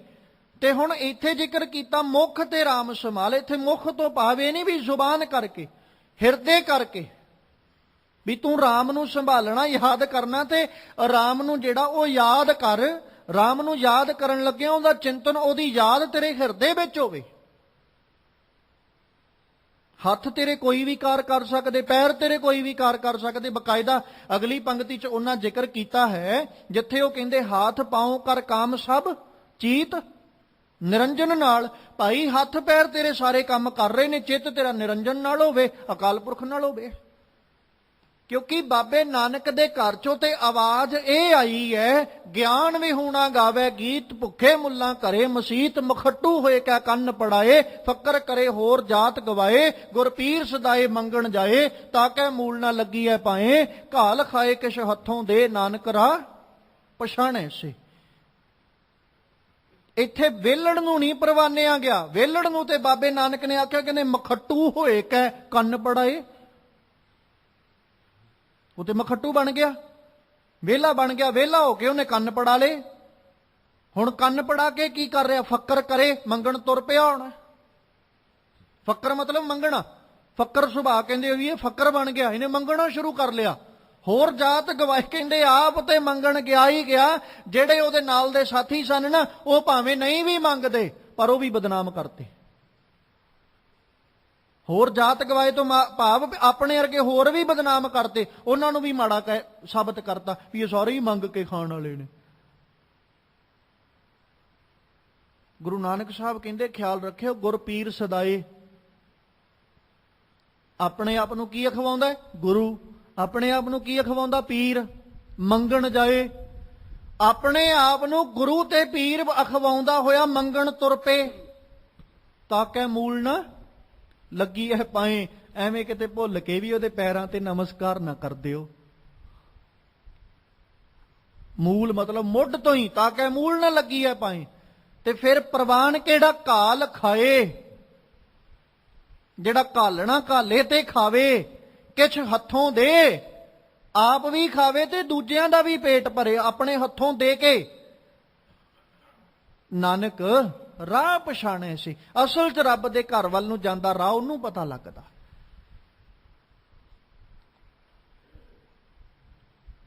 ਅਸਲ ਦੇ ਵਿੱਚ ਉਹਨੂੰ ਪਤਾ ਲੱਗਾ ਵੀ ਰੱਬ ਦਾ ਘਰ ਕੀ ਹੈ, ਰੱਬ ਦਾ ਅਸਲ 'ਚ ਰੱਬ ਦਾ ਸਿਮਰਨ ਕੀ ਹੈ, ਰੱਬ ਦੀ ਯਾਦ ਕੀ ਹੈ। ਮਾਲਾਵਾਂ ਫੜ ਕੇ ਬਹਿ ਜਾਣਾ, ਜਾਂ ਜੰਗਲਾਂ ਵਿੱਚ ਜਾ ਕੇ ਬਹਿ ਜਾਣਾ, ਜਾਂ ਕਾਰ ਵਿਹਾਰ ਕਿਰਤ ਛੱਡ ਕੇ ਘਰ ਦੀਆਂ ਜ਼ਿੰਮੇਵਾਰੀਆਂ ਤੋਂ ਭੱਜ ਕੇ ਤੇ ਫਿਰ ਆਪਣੇ ਆਪ ਨੂੰ ਭਗਤ ਬਣਾਉਣਾ, ਬਾਬੇ ਨਾਨਕ ਨੇ ਇਹਨਾਂ ਨੂੰ ਨਹੀਂ ਜੇ ਪ੍ਰਵਾਨਿਆ। ਜੇ ਗੁਰੂ ਨਾਨਕ ਸਾਹਿਬ ਨੇ ਇਹਨਾਂ ਨੂੰ ਪ੍ਰਵਾਨਣਾ ਹੁੰਦਾ ਨਾ, ਤੇ ਸਿੱਧਾ ਨੂੰ ਜਾ ਕੇ ਗੁਰੂ ਨਾਨਕ ਸਾਹਿਬ ਕਦੇ ਜੰਗਲਾਂ ਚੋਂ ਵਾਪਸ ਆਪਣੇ ਘਰਾਂ ਨੂੰ ਜਾਣ ਨੂੰ ਨਾ ਕਹਿੰਦੇ।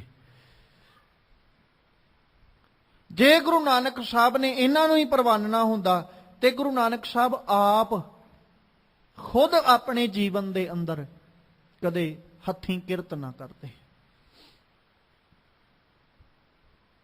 ਕਿਉਂਕਿ ਪਹਿਲੋਂ ਬਾਬੇ ਨਾਨਕ ਨੇ, ਉਹ ਵੀ ਇੱਕ ਕਿਰਤ ਹੈ, ਬੜਾ ਵੱਡਾ ਕਰਮ ਹੈ, ਉਹ ਸਮਾਜ ਦੇ ਭਲੇ ਲਈ, ਸਿੱਧੇ ਰਾਹ ਤੇ ਲੋਕਾਂ ਨੂੰ ਪਾਉਣ ਦੇ ਲਈ ਘਰ ਛੱਡ ਕੇ ਚਲੇ ਜਾਣਾ, ਫਿਰ ਪੈਦਲ ਯਾਤਰਾ ਕਰਨੀ, ਉਹ ਵੀ ਇੱਕ ਬੜਾ ਵੱਡਾ ਕਰਮ ਹੈ। ਉਹ ਵੀ ਅਸੀਂ ਕਿਰਤ ਹੀ ਕਹਿ ਸਕਦੇ ਹਾਂ, ਉਹ ਇਹ ਨਹੀਂ ਵੀ ਉਹ ਕਿਰਤ ਨਹੀਂ ਹੈ। ਪਹਿਲੋਂ ਉਹ ਕਿਰਤ ਕੀਤੀ, ਉਹ ਤੋਂ ਬਾਅਦ ਚ ਫਿਰ ਆਏ, ਜਦੋਂ ਵਾਪਸ ਆ ਗਏ ਤੇ ਵਾਪਸ ਆ ਕੇ ਬਾਬੇ ਨਾਨਕ ਨੇ ਫਿਰ ਆਪਣੇ ਜੀਵਨ ਦੇ ਜਿਹੜੇ ਅਖੀਰਲੇ 15 ਸਾਲ ਉਹ ਖੇਤੀ ਕੀਤੀ।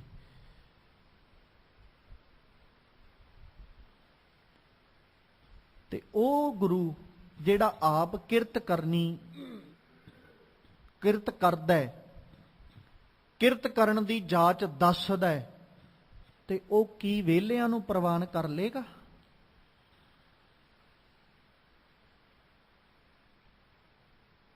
ਤੇ ਜੇ ਅਸੀਂ ਉਸ ਗੁਰੂ ਕੋਲ ਜਾ ਕੇ ਕਹੀਏ ਵੀ ਲੈ ਬਾਬਾ, ਮੈਂ ਤੇ ਬਹਿ ਕੇ ਨਾ ਤੇਰੀ ਭਗਤੀ ਹੋਈ ਕਰਨੀ ਹੈ, ਬਸ ਮੰਗ ਕੇ ਖਾ ਲਿਆ ਕਰਨਾ, ਤੇ ਕੀ ਉਹ ਪ੍ਰਵਾਨ ਕਰ ਲੇਗਾ? ਆਪਾਂ ਗੁਰੂ ਨਾਨਕ ਸਾਹਿਬ ਦਾ ਜੀਵਨ ਪੜ੍ਹਦੇ ਹਾਂ, ਕਈ ਵਾਰ ਵਿਚਾਰਿਆ ਵੀ ਹੈ, ਕਈ ਵਾਰ ਆਪ ਸੰਗਤ ਨੇ ਵੀ ਪੜ੍ਹਿਆ ਹੋਵੇਗਾ, ਸੂਝਵਾਨ ਸੱਜਣ ਬੈਠੇ ਹੋ। ਇੱਕ ਵੀ ਇਤਿਹਾਸ ਦਾ ਪੰਨਾ ਐਸਾ ਹੋਵੇ ਜਿਸ ਜਗ੍ਹਾ ਤੇ ਜਾ ਕੇ ਪ੍ਰੇਮ ਤੋਂ ਬਿਨਾਂ, ਕਿਉਂਕਿ ਕੋਈ ਪਿਆਰ ਨਾਲ ਬੈਠਾ ਤੇ ਗੁਰੂ ਸਾਹਿਬ ਦੀ ਪਰਖ ਕਰਨ ਲਈ ਬੈਠਾ, ਤੇ ਉਹ ਮਨ 'ਚ ਇਹ ਵਿਚਾਰ ਰੱਖ ਕੇ ਬੈਠਾ ਹੋਵੇ ਵੀ ਗੁਰੂ ਸਾਹਿਬ ਆਪ ਆ ਕੇ ਮੰਗਣਗੇ ਤੇ ਮੈਂ ਤਾਂ ਇਹ ਵਸਤੂ ਜਿਹੜੀ ਤਿਆਰ ਕੀਤੀ ਉਹ ਦੇਣੀ, ਮੈਂ ਤਿਆਰ ਗੁਰੂ ਸਾਹਿਬ ਲਈ ਕੀਤੀ ਹੈ, ਉਹ ਪੱਖ ਇੱਕ ਵੱਖਰਾ ਹੈ। ਉਹਦੇ ਤੋਂ ਬਿਨਾਂ ਕੋਈ ਇਤਿਹਾਸ ਦਾ ਪੰਨਾ ਫਰੋਲ ਕੇ ਦੱਸ ਦਿਓ ਜਿੱਥੇ ਗੁਰੂ ਸਾਹਿਬ ਨੇ ਜਾ ਕੇ ਕਿਹਾ ਹੋਵੇ ਵੀ ਲੈ ਸੱਜਣਾ, ਅਸੀਂ ਅੱਜ ਤੇਰੇ ਘਰੋਂ ਮੰਗਣ ਆਏ ਹਾਂ।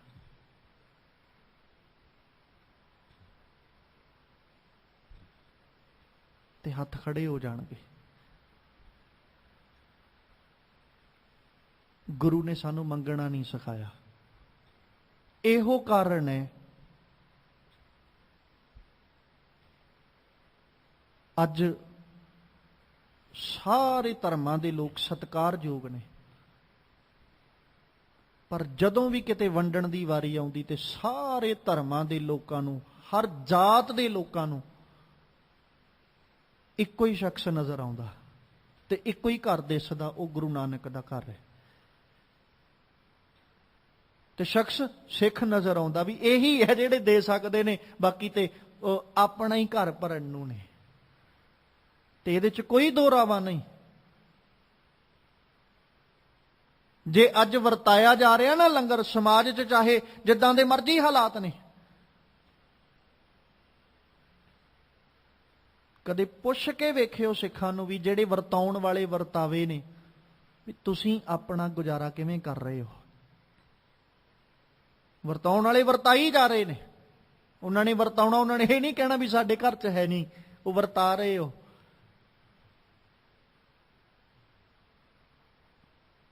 ਪਰ ਕਦੇ ਉਹ ਇਹ ਨਹੀਂ ਕਹਿਣਗੇ ਵੀ ਅੱਜ ਮੈਂ ਮੰਗਣ ਜਾਣਾ ਹੈ। ਜਿੰਨਾ ਚਿਰ ਹੈ ਉਹਨਾਂ ਚਿਰ ਵਰਤਾ ਦੇਣਗੇ, ਨਹੀਂ ਹੋਏਗਾ ਵਰਤਾਉਣੋਂ ਹਟ ਜਾਣਗੇ ਵੀ ਅੱਜ ਮੇਰੇ ਕੋਲ ਸਮਰੱਥਾ ਨਹੀਂ ਵੀ ਮੈਂ ਦੇ ਸਕਾਂ, ਮੇਰੇ ਕੋਲ ਅੱਜ ਇਹ ਪਹੁੰਚ ਨਹੀਂ ਰਹੀ ਵੀ ਮੈਂ ਦੇ ਸਕਾਂ। ਪਰ ਕਦੇ ਇਹ ਨਹੀਂ ਹੋਏਗਾ ਕਿਸੇ ਨੂੰ ਜਾ ਕੇ ਕਹਿਣਗੇ ਅੱਜ ਮੈਂ ਤੇਰੇ ਕੋਲੋਂ ਮੰਗਣ ਆਇਆ।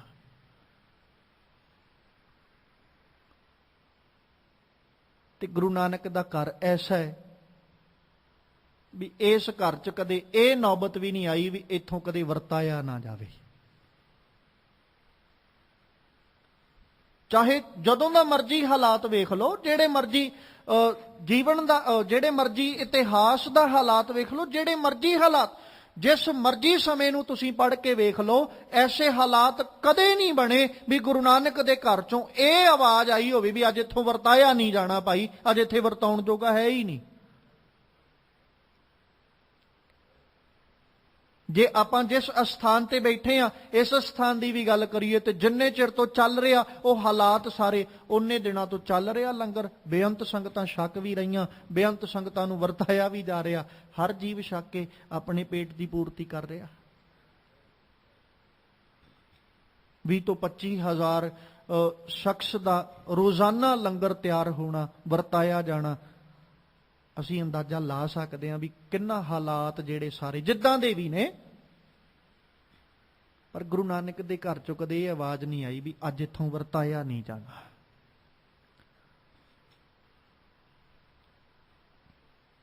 ਇੱਕ ਨਾ ਅਕਸਰ ਮੈਂ ਘਟਨਾ ਸੰਗਤ ਦੇ ਸਨਮੁਖ ਰੱਖਿਆ ਕਰਦਾ। ਅਸੀਂ ਤੇ ਏਦਾਂ ਵਰਤਾਉਂਦੇ ਆ, 1984 ਦੇ ਵਿੱਚ ਨਾ ਜਦੋਂ ਸਾਰਾ ਸਿੱਖ ਕਤਲੇਆਮ ਹੋਇਆ, ਦਿੱਲੀ ਦੇ ਵਿੱਚ ਬਹੁਤ ਜ਼ਿਆਦਾ ਕਤਲੇਆਮ ਹੋਇਆ। ਉਦੋਂ ਸਿੱਖਾਂ ਦੇ ਘਰ ਉਜਾੜੇ ਵੀ ਗਏ, ਗਲਾਂ 'ਚ ਟਾਇਰ ਪਾ ਸਾੜੇ ਵੀ ਗਏ, ਧੀਆਂ ਭੈਣਾਂ ਦੀ ਇੱਜ਼ਤ ਨੂੰ ਰੋਲਿਆ ਗਿਆ ਸੜਕਾਂ ਦੇ ਉੱਤੇ, ਬੜੀ ਬੇਪੱਤੀ ਕੀਤੀ ਗਈ। ਉਦੋਂ ਵੀ ਵਰਤਾਉਣ ਲਈ ਨਾ ਲੰਗਰ ਉਹਨਾਂ ਹਾਲਾਤਾਂ 'ਚ ਸਿੱਖ ਗਏ ਵੀ ਅਸੀਂ ਉਹਨਾਂ ਨੂੰ ਸਹਾਇਤਾ ਕਰਕੇ ਆਈਏ ਜਿਨ੍ਹਾਂ ਦੇ ਘਰ ਉਜੜੇ ਨੇ, ਜਿੱਥੇ ਇਦਾਂ ਦੇ ਹਾਲਾਤ ਬਣੇ ਵੀ ਉਹਨਾਂ ਕੋਲ ਪ੍ਰਸ਼ਾਦਾ ਪਾਣੀ ਵੀ ਸ਼ਾਇਦ ਨਾ ਹੋਵੇ। ਲੰਗਰ ਵਰਤਾਉਣ ਵਾਲੇ ਵੀ ਸਿੱਖ ਗਏ, ਲਾਈਨਾਂ ਲੱਗ ਗਈਆਂ ਜਿਨ੍ਹਾਂ ਨੇ ਲੰਗਰ ਲੈਣਾ, ਛਕਣਾ ਜਿਨ੍ਹਾਂ ਨੇ ਲੰਗਰ। ਤੇ ਜਿਹੜੇ ਵਰਤਾਉਣ ਵਾਲੇ ਸੀ ਨਾ, ਉਹਨਾਂ ਕੋਲ ਇੱਕ ਸਿੱਖ ਗਿਆ ਤੇ ਜਾ ਕੇ ਨਾ ਉਹਨੇ ਲਾਈਨ ਵਿੱਚ ਖੜੇ ਹੋਏ ਬੰਦਿਆਂ ਵੱਲ, ਕੁਝ ਕੁ ਬੰਦਿਆਂ ਵੱਲ ਹੱਥ ਕਰਕੇ ਕਿਹਾ, ਕਹਿੰਦਾ ਉਹਨਾਂ ਨੂੰ ਲੰਗਰ ਨਾ ਦਿਓ। ਵਰਤਾਉਣ ਵਾਲੇ ਨੇ ਪੁੱਛ ਲਿਆ, ਕਹਿੰਦਾ ਵੀ ਕੀ ਗੱਲ, ਉਹਨਾਂ ਨੂੰ ਕਿਉਂ ਨਹੀਂ ਦੇਣਾ? ਕਹਿੰਦਾ ਇਹਨਾਂ ਨੇ ਸਾਡੇ ਘਰ ਉਜਾੜੇ ਨੇ, ਇਹਨਾਂ ਨੇ ਸਾਡੇ ਘਰਾਂ ਨੂੰ ਸਾੜਿਆ ਤੇ ਮੈਂ ਆਪਣੀਆਂ ਅੱਖਾਂ ਨਾਲ ਵੇਖਿਆ, ਇਹੀ ਗਲਾਂ 'ਚ ਟਾਇਰ ਪਾ ਪਾ ਸਾੜਦੇ ਰਹੇ, ਇਹਨਾਂ ਨੂੰ ਲੰਗਰ ਨਹੀਂ ਦੇਣਾ। ਤੇ ਜਿਹੜਾ ਵਰਤਾਉਣ ਵਾਲਾ ਸੀ ਨਾ, ਉਹ ਕਹਿੰਦਾ, ਉਹ ਸੱਜਣਾ ਇੰਨਾ ਕਿਤੇ ਖਿਆਲ ਕਰ, ਤੈਨੂੰ ਤੇ ਮਾਣ ਹੋਣਾ ਚਾਹੀਦਾ, ਤੈਨੂੰ ਫਖਰ ਹੋਣਾ ਚਾਹੀਦਾ ਹੈ, ਤੇ ਤੂੰ ਇਹ ਕਹਿ ਸਕੋ ਵੀ ਉਹ ਜਿਹੜੇ ਖੜੇ ਉਹਨਾਂ ਨੂੰ ਪਹਿਲੋਂ ਲੰਗਰ ਦਿਓ। ਤੇਰਾ ਘਰ ਉਜਾੜਨ ਵਾਲੇ ਵੀ ਅੱਜ ਤੇਰੇ ਕੋਲੋਂ ਮੰਗ ਕੇ ਖਾਣ ਲਈ ਆਏ ਤੇ ਤੂੰ ਦੇ। ਅਗਾਂਹ ਵੱਧ ਕੇ ਵਰਤਾ, ਸਗੋਂ ਅਗਲਿਆਂ ਨੂੰ ਇਹ ਹੋਵੇ ਵੀ ਅਸੀਂ ਤੇ ਇਹਨਾਂ ਦੇ ਘਰ ਉਜਾੜਦੇ ਰਹੇ, ਇਹਨਾਂ ਨੇ ਸਾਨੂੰ ਵੇਖ ਵੀ ਲਿਆ, ਪਰ ਫਿਰ ਵੀ ਜੇ ਅਸੀਂ ਇਹਨਾਂ ਕੋਲੋਂ ਮੰਗਣ ਗਏ ਆ ਨਾ ਤੇ ਇਹਨਾਂ ਨੇ ਇਨਕਾਰ ਨਹੀਂ ਕੀਤਾ, ਇਹਨਾਂ ਨੇ ਫਿਰ ਵੀ ਸਾਨੂੰ ਆਪਣੀ ਪਹੁੰਚ ਤੋਂ ਵੱਧ ਕੇ ਹੀ ਦਿੱਤਾ ਹੈ। ਤੈਨੂੰ ਤੇ ਫਖਰ ਹੋਣਾ ਚਾਹੀਦਾ ਵੀ ਤੇਰੇ ਘਰ ਉਜਾੜਨ ਵਾਲੇ ਅੱਜ ਤੇਰੇ ਕੋਲੋਂ ਮੰਗ ਕੇ ਖਾਣ ਵਾਸਤੇ ਆਏ ਨੇ। ਔਰ ਇਹ ਸਾਰੇ ਦਾ ਸਾਰਾ ਜੋ ਵੀ ਹਾਲਾਤ ਜਿੱਦਾਂ ਵੀ ਨੇ, ਤੇ ਅਸੀਂ ਫਕਰ ਨਾਲ ਕਹਿ ਸਕਦੇ ਹਾਂ ਇਹ ਬਾਬੇ ਨਾਨਕ ਦੀ ਦਿੱਤੀ ਹੋਈ ਦਾਤ ਹੈ ਸਾਨੂੰ, ਵੀ ਗੁਰੂ ਨਾਨਕ ਨੇ ਸਾਨੂੰ ਮੰਗਣਾ ਨਹੀਂ, ਹੱਥੀਂ ਦੇ ਕੇ ਖਾਣਾ ਸਿਖਾਇਆ। ਤੇ ਭਾਈ ਗੁਰਦਾਸ ਜੀ ਨੇ ਵੀ ਇਹ ਜ਼ਿਕਰ ਕੀਤਾ ਸੀ, ਹਉ ਤਿਸ ਘੋਲ ਘੁਮਾਇਆ, ਮੈਂ ਉਹਦੇ ਤੋਂ ਕਹਿੰਦੇ ਕੁਰਬਾਨ ਜਾਣਾ ਆ, ਜਿਹਦੇ ਹਿਰਦੇ 'ਚ ਗਰੀਬੀ ਹੈ, ਜਿਹੜਾ ਹਿਰਦੇ ਕਰਕੇ ਬੜਾ ਨਿਮਰਤਾ ਦੇ ਵਿੱਚ ਹੈ। ਤੇ ਭਾਈ ਗੁਰਦਾਸ ਜੀ ਨੇ ਆਪਣੀਆਂ ਰਚਨਾਵਾਂ 'ਚ ਬਕਾਇਦਾ ਜ਼ਿਕਰ ਕੀਤਾ ਸੀ ਇਸ ਗੱਲ ਦਾ, ਕਹਿੰਦੇ ਗੁਰਸਿੱਖ ਦਾ ਇੱਕ ਫਰਜ਼ ਹੈ ਤੇ ਗੁਰਸਿੱਖ ਦੇ ਜੀਵਨ ਦਾ ਗੁਣ ਹੈ, ਪਹਿਲੋਂ ਵਰਤਾਉਂਦਾ, ਪਿੱਛੋਂ ਬਚਿਆ ਆਪ ਖਵਾਉਂਦਾ। ਤੇ ਜੇ ਬਚ ਜਾਂਦਾ ਤੇ ਛਕ ਲੈਂਦਾ, ਜੇ ਨਹੀਂ ਬਚਦਾ ਨਾ, ਉਹਨੇ ਕਦੇ ਇਤਰਾਜ਼ ਨਹੀਂ ਕੀਤਾ ਵੀ ਸਤਿਗੁਰੂ ਅੱਜ ਮੈਨੂੰ ਮਿਲਿਆ ਕੋਈ ਨਹੀਂ। ਆ ਇੱਕ ਗੁਰਸਿੱਖ ਦੇ ਜੀਵਨ ਦੇ ਗੁਣ ਨੇ। ਤੇ ਅੱਜ ਧੰਨ ਗੁਰੂ ਪਾਤਸ਼ਾਹ ਜੀ ਦੇ ਜਿਹੜੇ ਪਾਵਨ ਬਚਨ ਆਪਾਂ ਪੜ੍ਹ ਰਹੇ ਹਾਂ, ਵੀ ਹਾਥ ਪਾਉ ਕਰ ਕਾਮ ਸਭ ਚੀਤ ਨਿਰੰਜਨ ਨਾਲ, ਗੱਲ ਚਿੱਤ ਜਿਹੜਾ ਉਹ ਨਿਰੰਜਨ ਨਾਲ ਹੋਣਾ ਚਾਹੀਦਾ। ਜਦੋਂ ਚਿੱਤ ਨਿਰੰਜਨ ਦੇ ਨਾਲ ਹੈ ਨਾ, ਅਸੀਂ ਹੱਥਾਂ ਪੈਰਾਂ ਨਾਲ ਕਿਰਤ ਵੀ ਕਰਦੇ ਰਵਾਂਗੇ ਨਾ, ਤੇ ਉਹ ਕਿਰਤ ਮਾੜੀ ਨਹੀਂ ਸਾਡੀ, ਉਹ ਕਿਰਤ ਵਿੱਚ ਵੀ ਰੱਬ ਦੀ ਯਾਦ ਹੀ ਹੈ, ਕਿਰਤ ਵਿੱਚ ਵੀ ਰੱਬ ਦਾ ਸਿਮਰਨ ਹੈ, ਕਿਰਤ ਵਿੱਚ ਵੀ ਰੱਬੀ ਯਾਦ ਚਿੰਤਨ ਹੈ ਸਾਡੇ ਕੋਲ, ਕਿਉਂਕਿ ਅਸੀਂ ਆਪਣੀ ਕਿਰਤ, ਆਪਣਾ ਕਰਮ ਇਮਾਨਦਾਰੀ ਨਾਲ ਕਰ ਰਹੇ ਹਾਂ। ਮੈਂ ਆਪਣਾ ਕੰਮ ਬੇਈਮਾਨੀ ਨਾਲ ਨਹੀਂ ਕਰਦਾ, ਜੇ ਮੈਂ ਆਪਣਾ ਕੰਮ ਇਮਾਨਦਾਰੀ ਨਾਲ ਕਰ ਰਿਹਾ ਨਾ, ਇਹ ਵੀ ਇੱਕ ਮੇਰੇ ਲਈ ਰੱਬ ਦੀ ਭਗਤੀ ਹੈ, ਕਿਉਂਕਿ ਮੈਂ ਇਮਾਨਦਾਰ ਹਾਂ। ਤੇ ਇਮਾਨਦਾਰੀ ਨਾਲ ਕੀਤਾ ਹੋਇਆ ਕੰਮ ਮੇਰੀ ਭਗਤੀ ਬਣ ਜਾਏਗਾ। ਤੇ ਜੇ ਮੈਂ ਭਗਤੀ ਕਰਦਾ ਹੋਇਆ ਬੇਈਮਾਨ ਹੋ ਜਾ ਤੇ ਫਿਰ ਮੇਰੀ ਭਗਤੀ ਵੀ ਪ੍ਰਵਾਨ ਨਹੀਂ ਹੋਣੀ। ਦੋ ਪੱਖ ਨੇ, ਜੇ ਮੈਂ ਕਿਰਤ ਕਰ ਰਿਹਾ, ਕੰਮ ਕਰ ਰਿਹਾ, ਕੰਮ ਕਰਦਾ ਇਮਾਨਦਾਰ, ਮੇਰੀ ਉਸ ਕਿਰਤ ਨੇ ਮੇਰਾ ਭਗਤੀ, ਮੇਰੀ ਰੱਬ ਦਾ ਸਿਮਰਨ ਬਣ ਜਾਣਾ। ਤੇ ਜੇ ਮੈਂ ਭਗਤੀ ਕਰਨ ਬੈਠਾ, ਭਗਤੀ ਕਰਦਾ ਹੋਇਆ ਅੱਖਾਂ ਮੀਚੀਆਂ, ਹੱਥ 'ਚ ਮਾਲਾ ਫੜੀ, ਬੜਾ ਵੱਡਾ ਚੌਂਕੜਾ ਮਾਰਿਆ, 4 ਘੰਟੇ 5 ਘੰਟੇ ਲਗਾਤਾਰ ਬੈਠਾ ਰਵਾਂ, ਹਿਰਦੇ 'ਚ ਬੇਈਮਾਨੀ ਹੋਵੇ, ਤੇ ਮੇਰੀ ਉਹ ਭਗਤੀ ਵੀ ਨਹੀਂ ਪ੍ਰਵਾਨ ਹੋਣੀ। ਬਾਤ ਚਿੱਤ ਜੁੜਨ ਦੀ ਹੈ, ਚੌਂਕੜਾ ਮਾਰਨ ਦੀ ਨਹੀਂ ਹੈ।